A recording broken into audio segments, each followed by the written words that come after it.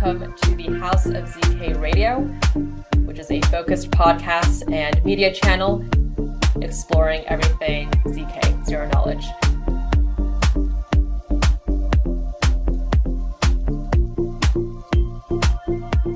Hello everyone, I'm Yovela, co-founder of Fiamma. So today I'm very happy here to share with you guys what we've been building with BitVM technology, and then how we can bring the next gen user experience to Bitcoin.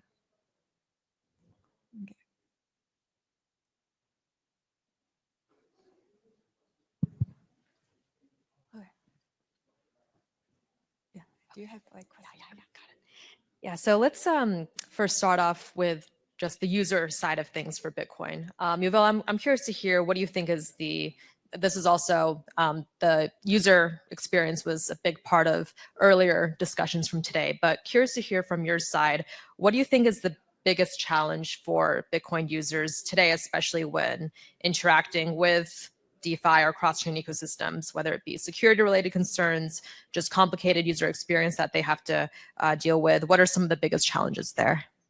Yeah, definitely. So I think there are two really big user experience challenges. The first is security, right? You know that Bitcoin has super limited programmability, which means that if there's a lot of DeFi stuff or complicated stuff just cannot be done directly on Bitcoin. So you have to, put your Bitcoin to another network like Ethereum, Monad, Solana 3, for instance. But that brings into, additional trust assumption, right? Because you need to bridge Bitcoin to another chain. How can you ensure that the bridging process is trust minimized and also secure?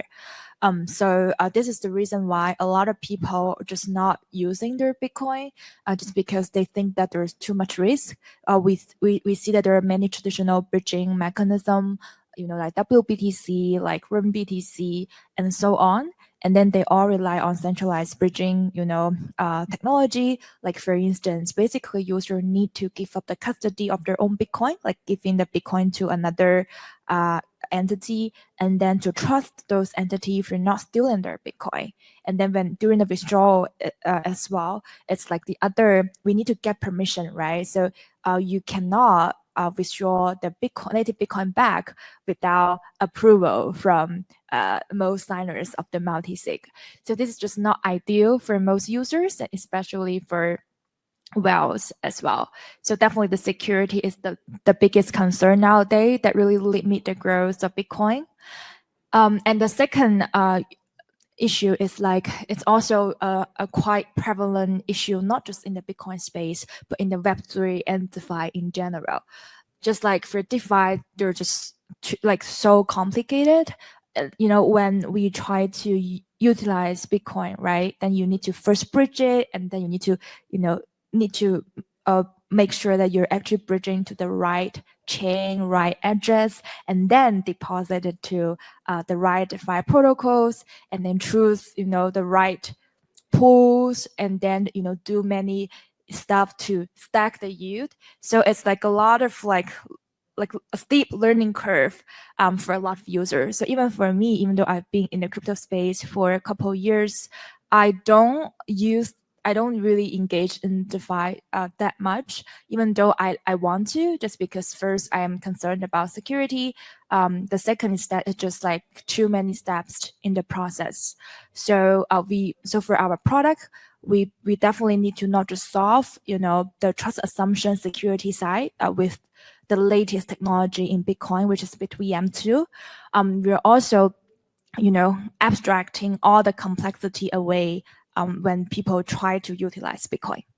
Got it. And you mentioned that some of the main challenges here, first you mentioned within DeFi, there is that steep learning curve that a lot of people have to go through. And then also with the problem of not inheriting Bitcoin security natively. And you mentioned some of the additional trust assumptions that are involved with current bridging solutions. But I'm very curious to hear about what you believe an ideal Bitcoin user experience looks like, and how this compares to, say, ETH or other non-BTC chains currently, and what's really needed to achieve this. Yeah, so for me, I think that if you're trying to build a great product, you need to think about like your user, like to be super impatient, right? Like you need to make sure that, oh, I can do it easily in like 1 or 2 minutes or even 30 seconds. It will need to be as seamless as you ordering a delivery, you know, on your Uber Eats or calling a cab using Uber. So when I want, like for instance, you know, in the Bitcoin context, when I try to utilize Bitcoin, my goal is to either earn more yield or I want to, you know, leverage it. I want to, you know, unlock the liquidity out of it, you know, to collateralize it. So I have very clear intention and purpose, right? So what about I just, you know, have the option out and the user just click, you know, whatever, you know, earn like, you know, I want to earn like 5% APY on a Morpho wallet on Monad, for instance, or I want to earn like these 10% APY, you know, that has like a hybrid quant strategy on, you know, Bob, you know, for instance, then I need to be able to do it just like choose the strategy and then it's just like one step, right? So that's the ideal user experience that we want. And then definitely, you know, behind the scene, we need to use the most trustless technology to ensure that everything is non-custodial, self-custodial. And then, you know, and also like, everything is running smoothly. So there's actually multi-steps in the, you know, behind the scene, like the use of ZK technology and all of that, like bridging, depositing, but all of that is not like users should worry about or learn about. And I really like how you mentioned that kind of the underlying technologies that are being used. Like, for example, when using ZK, those are things that the users don't need to worry about. Those are just supposed to be working in the background, things that they don't need to directly interact with. And your point about providing that very seamless experience where just a couple of clicks, they're able to, say, complete the transaction. I think that that's really like a key component when we're talking about UX. Yeah, definitely. Because when you think about having like bring on board more users, right? You need to think about, you know, some people they're like more tech savvy, like maybe like 18 years old, 20 years old, and some people there are like, you know, like us, but we might be so busy with working, so we might not have time to study different chains and all the bridging and DeFi stuff, but we want to earn on with our Bitcoin. So, and for like people who are older, like 60-year-old, for instance, they also want to earn more Bitcoin, right? So, but we're obviously missing like a product for that. So it's such like a huge gap in the market.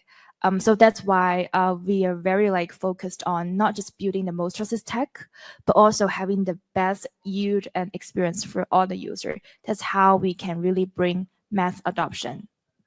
Yeah, absolutely. And you mentioned before that Fiamma is really building on the BitVM2 stack. So I wanted to hear more about what specific parts of the stack that the Fiamma team is utilizing and how BitVM2 really addresses those kinds of security concerns that we were talking about previously in our current solutions.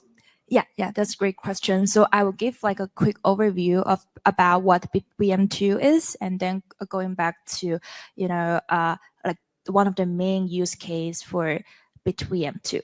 So for BitVM2, basically we incorporate ZK technology in Bitcoin. So we allow Bitcoin to verify ZK proof optimistically, so that it's the first time that we can allow Bitcoin to make a judgment. So that's how we can enable Bitcoin to secure, you know, the cross chain, you know, transaction. So that's like the backbone. And then, you know, so that's why, you know, BitVM2 bridge is like a key use case and key unlock for the entire Bitcoin. And then you can see that here is like the page for the bridge. So it's very easy, like you can bridge, you know, Bitcoin to different ecosystem and engage in DeFi there. And then I can talk about, you know, in detail how the Bitcoin bridge, the BitVM2 bridge actually work to ensure trust minimization. So in the withdrawal, in the deposit process, basically user deposit native BTC in a taproot address, and then the taproot address actually is controlled by, you know, the user's private key and also the bridge committee's private key. So in this case, no one can just just withdraw like the native BTC while having the wrapped BTC minted on the other chain. And then the condition to unlock this Bitcoin is that, okay, when the bridge operator successfully help from the payment to the user who wish to withdraw, then if the operator is honest, the operator can unlock the BTC previously locked by the user. So this is all guaranteed by ZK proof, because like to really unlock this Bitcoin, the operator need to post the ZK proof to prove that, okay, I indeed have already from the payment to the user. And then before the operator decides to from the payment to the user during withdrawal phase, the operator will also verify the ZK proof that really represent the burn transaction on the other chain. Like for instance, the burn transaction on Ethereum, there will be ZK proof generated, and we will also generate a proof to represent, the validity of the block that include the burn transaction as well. So the operator could be confident that the burn actually already happened. So that's how we used the ZK proof, the ZK technology in the whole BitVM2 bridge. And the trust is actually trust assumption is super minimized because like the challenger and operator are all permissionless. So basically, which means that if the operator try to act maliciously, for instance, try to steal, like users' money, right? So like, let's say you as the user try to withdraw 1 BTC, you already burn, 1 Fiamma BTC on Ethereum, and then you already like ZK proof generated for that. And then the operator actually did not give you 1 BTC, but generate a fake ZK proof to say that, oh, I already pay you 1 BTC. In this case, anyone can spot the difference, right? Because ZK proof is so easy to be verified.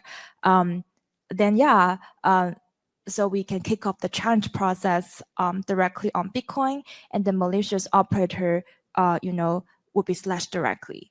So that's how we're utilizing ZK technology and also the security from the entire Bitcoin network to secure the cross-chain transfer.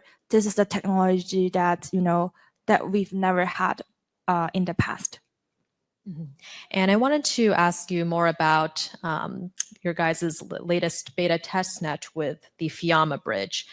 So was wondering if you can tell us a bit about how it all works under the hood, and also just from the team's perspective, were there any kinds of learnings that you guys had from early users or initial testing? And for any kinds of people in the audience who are interested, what kinds of the biggest updates were made from the first version of the testnet to now? Yeah, definitely. So for the alpha testnet, we had that like from late December and early January. And for that one, we have like around 180,000 users in 40 days and 3 million transactions. And then this time, we've launched like in the past few days. And then I think I didn't check the number, but we got like over 10,000 registered user in the first day. So I believe we have definitely over 30,000 new users joining in our beta testnet. So there are a lot of like, a passion, toward the latest technology. And also for the beta testnet, there are many new features. Like we are not just like upgrading the scalability, and minimizing the trust assumption compared with the alpha testnet. We also bringing a lot of key roles as well, like multiple operators, and also we have like permissionless challenger software as well, and then we will make announcement about these in the upcoming days as well. So for the operator, we already line up great entities like the biggest Bitcoin projects, the biggest Bitcoin mining pools, or like Bitcoin related companies. They're very excited to become our operator. So well, technically the operator is permissionless, like even me and you can run operator, right? Because like if we act maliciously, we could be slashed directly on Bitcoin because of the tech. However, I believe that in the beginning of the of the product, we need to add additional layer of credibility and also reliability. So that's why initially we were starting with like bigger partners, so that that some biggest mining pools or custodians, they won't risk their reputation for stealing one Bitcoin, right? Even though if they steal it, they will be caught immediately. Yeah, but that's how we can ensure that everything is going smoothly on day one. Got it. And in addition to the Fiamma bridge, I know the Fiamma team has also released Fiamma One, the invest app. So very curious to hear, especially since the earlier parts of our discussion, we were talking about how we can best optimize for that user experience. So wondering if first how this app can apply to any kinds of real world applications that are enabled for any Bitcoin users in the audience, and then also how you see it really redefining the user experience. Yeah. So for the Fiamma One is the key application that we launched because we believe that all the bridges, all of those are the key underlying technology that really solving security issue. And however, to really bring mass adoption, to bring more users, then we need to have a Web2 kind of level of like seamlessness. So that's why it's definitely necessary for us to launch these non-custodial application based on Bitcoin and BitVM technology. So it's called Fiamma One. And then we actually haven't like publicly talk about this yet. So this would be my first time sharing like more details into this product. So basically it's just like an app. It just like like a typical or fintech kind of app experience. And then there you can see the portfolio, and you can also see like opportunities on different chains, and also different DeFi opportunities.